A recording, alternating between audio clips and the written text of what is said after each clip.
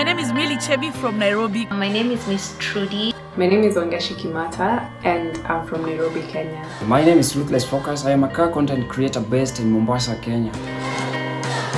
My husband thought it was actually very important for me to start recording the same content and putting it on YouTube. So 2018, I started consistently posting on my YouTube channel. I went to, going to different places, showing off my beautiful country. So I loved cars and I had so much information about cars, and there was that missing link on the YouTube platform in the Kenyan setup.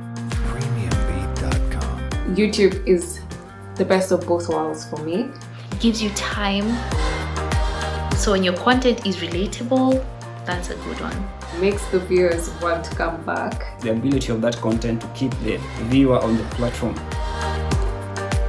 I am blessed to have audience all over the world. India, South Africa, Nigeria, and America. My audience has actually grown more during COVID. I've had steady growth since I started, which actually shot up during the COVID period. People were empowered. They just called to say thank you. I learned this thing from your YouTube channel. Then you get someone telling you that now since I started following your recipes, I am a perfect and good cook in our home. Because they felt that they are not alone and they have a shoulder to lean on.